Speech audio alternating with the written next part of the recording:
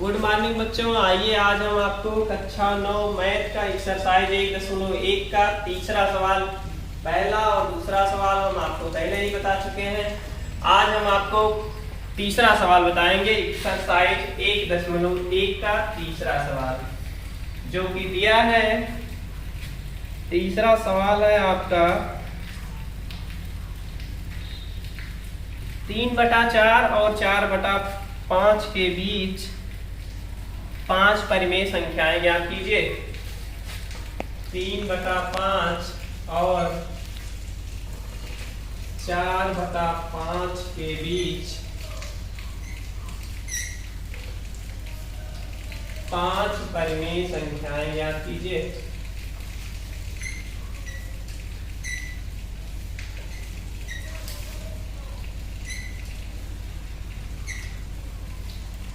आपको निकालना है 3/4 और 4/5 के बीच 5 परिमेय संख्या।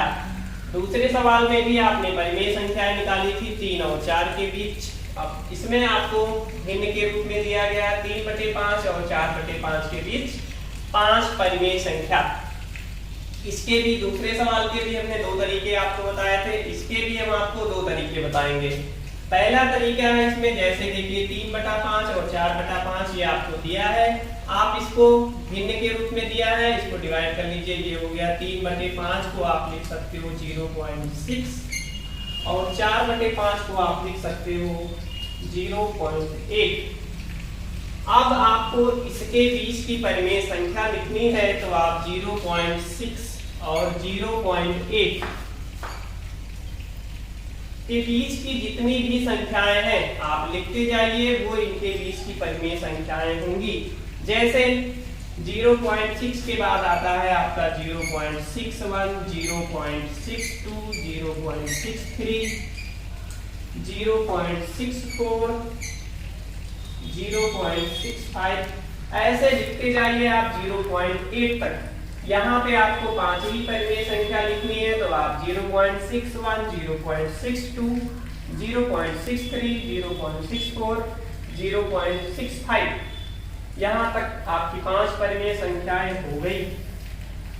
ये पांचों परिमेय संख्याएं 3/5 और 4/5 के बीच की परिमेय संख्याएं हैं।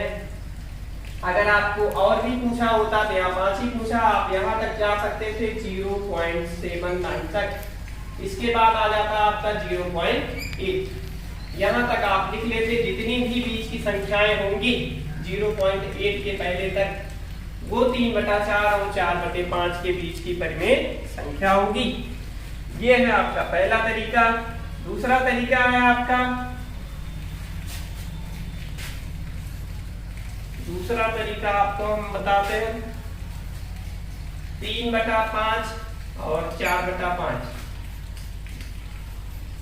अब इसके बीच की परिमेय संख्या आपको निकालनी है, तो क्या करिए आप इसके अंश और हर में किसी भी संख्या से गुणा कर दीजिए। दोनों संख्याओं में, दोनों भिन्नों में इसके अंश और हर में किसी भी संख्या से आप गुणा कर दीजिए। मान लीजिए हम 5 से गुणा कर देते हैं इसके अंश और हर में।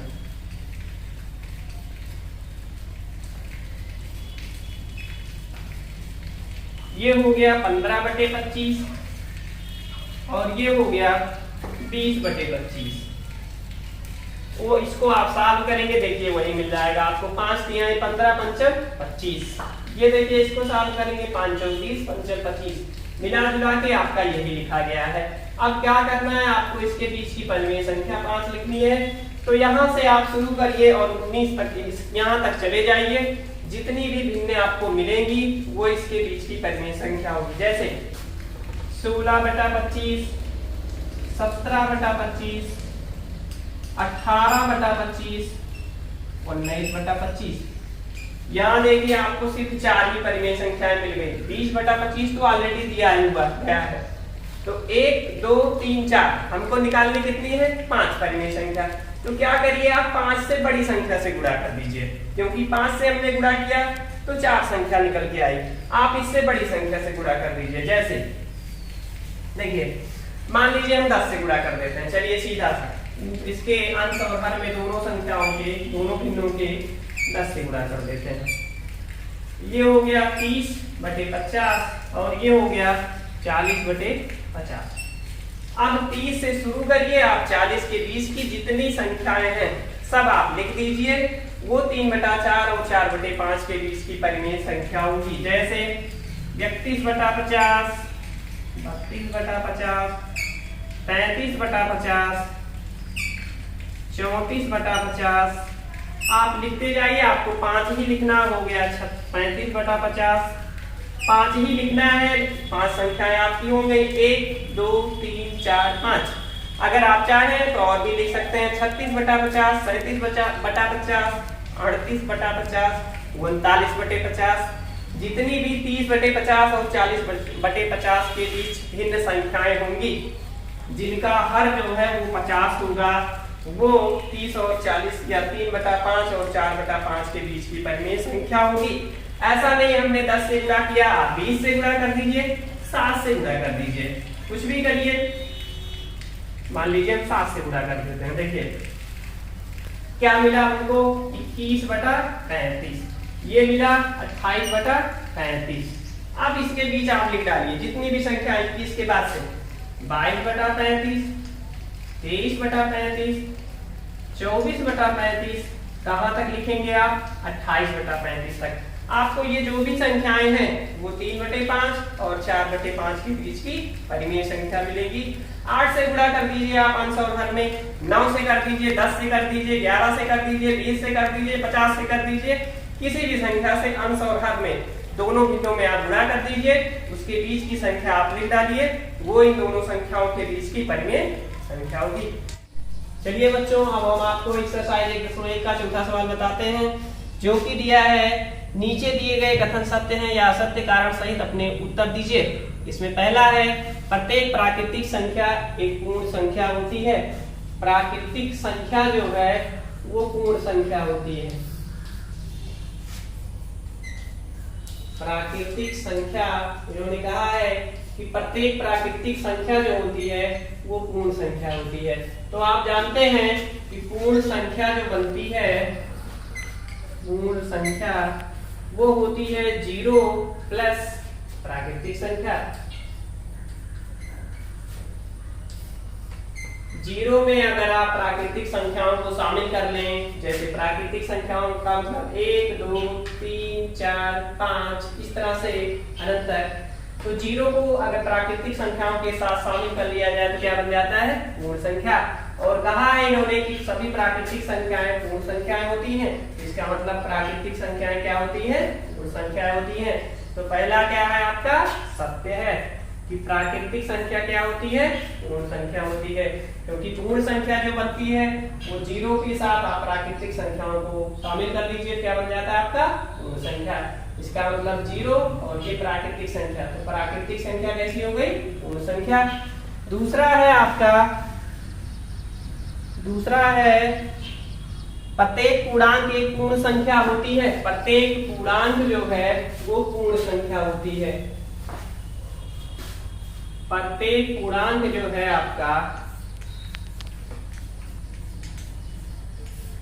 वो होता है पूर्ण संख्या, ये कह रहे हैं हम लोग। ये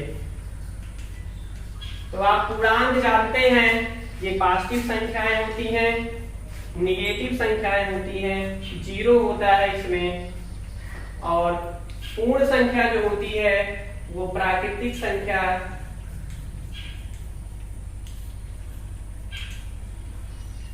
के साथ आप 0 जोड़ दीजिए। प्राकृतिक संख्याओं के साथ आप 0 को शामिल कर लीजिए तो क्या बन जाता है, पूर्ण संख्या। अब बताइए, इन्होंने कहा है प्रत्येक पूर्णांक जो होती है वो पूर्ण संख्या होती है। प्रत्येक पूर्णांक, अब बताइए पूर्ण संख्या में क्या आती है, प्राकृतिक संख्या आती है और 0 होता है। अब बताइए कहीं भी पूर्ण संख्या क्या आपको निगेटिव मिला, कहीं भी पूर्ण संख्याएं आपको निगेटिव नहीं मिलेंगी, क्योंकि पूर्ण संख्याएं प्राकृतिक संख्याओं के साथ आप 0 को शामिल कर लीजिए, क्या बन जाता है, पूर्ण संख्या। जबकि पूर्णांक संख्याएं धनात्मक होती हैं, ऋणात्मक होती हैं, 0 होता है, 0 भी पूर्णांक होता है। तो हम कह सकते हैं कि प्रत्येक पूर्णांक संख्या जो है वो पूर्ण संख्या नहीं होती है, क्योंकि पूर्णांक में निगेटिव संख्याएं भी आती हैं। जबकि पूर्ण संख्या में सिर्फ प्राकृतिक संख्याएं और प्राकृतिक संख्याएं केवल धनात्मक ही होती हैं। इसलिए आप कह सकते हो कि प्रत्येक पूर्णांक जो है वो पूर्ण संख्या नहीं होती है। इसका मतलब दूसरा आपका क्या है, असत्य है। तीसरा आपका दिया है, तीसरा आपका है प्रत्येक परिमेय संख्या एक पूर्ण संख्या होती है। प्रत्येक परिमेय संख्या जो होती है आपकी वो पूर्ण संख्या होती है। इसका मतलब आप देखिए पूर्ण संख्या तो वही होती है नेचुरल नंबर और उसके साथ आप जीरो ले लीजिए तो वही होता है कि आपका पूर्ण संख्या। तो प्रत्येक परिमेय संख्या, अब परिमेय संख्या जो होती है वो प्रत्येक परिमेय संख्या पूर्ण संख्या नहीं होती है। क्यों नहीं होती है आप बताइए। 3/5 कैसी संख्या हो गई, परिमेय संख्या हो गई, हुई ना। 4/5 ले लीजिए। अब दोनों संख्या, दोनों भिन्नों को देखिए कैसी है ये परिमेय संख्या। इसको सरल करिए, क्या हो गया 0.6, 0.8। अब ये बताइए क्या ये पूर्ण संख्याएं हैं, क्योंकि पूर्ण संख्याएं होती हैं 0, 1, 2, 3, 4 इस तरह से जितनी भी धनात्मक संख्याएं हैं। बताइए इसमें कहीं आपको 0.6 या 0.8 या 3/2 ले लीजिए या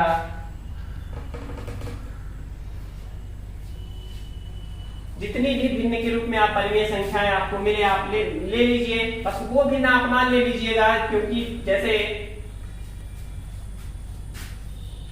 2/1 ये भी परिमेय संख्या है लेकिन ये पूर्ण संख्या है।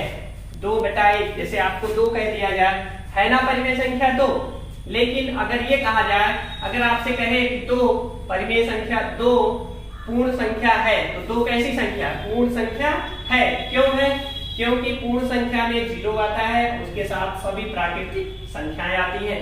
अब 2/1 आप लिख देंगे तो ये क्या होगी, परिमेय संख्या होगी। लेकिन परिमेय संख्या पूर्ण संख्या है ये, लेकिन इन्होंने कहा है कि प्रत्येक परिमेय संख्या, तो प्रत्येक परिमेय संख्या जो होती है वो पूर्ण संख्या नहीं होती है। ये भी आपका क्या है, असत्य है। प्रत्येक परिमेय संख्या पूर्ण संख्या नहीं होती है। कुछ संख्याएं होती है, जैसे 2 ले लीजिए आप, 4 ले लीजिए, 1 ले लीजिए, जो भी है ये सब कैसी संख्याएं हैं, पूर्ण संख्याएं। लेकिन प्रत्येक संख्या की बात करेंगे आप, जैसे हमने आपको एग्जांपल दिया 3/5 ये परिमेय संख्या है लेकिन ये पूर्ण संख्या नहीं है। 4/5 ये परिमेय संख्या है लेकिन पूर्ण संख्या नहीं है, क्योंकि पूर्ण संख्याएं जो होती हैं वो कैसी होती हैं, 1, 2, 3, 4 इस रूप में होती हैं। नेचुरल नंबर प्लस 0 इस रूप में अगर जहां पे आपको मिलेगा उस टाइप की परिमेय संख्या पूर्ण संख्या होगी। लेकिन अगर कहा जाए प्रत्येक परिमेय संख्या पूर्ण संख्या होती है तो प्रत्येक परिमेय संख्या पूर्ण संख्या नहीं होती है।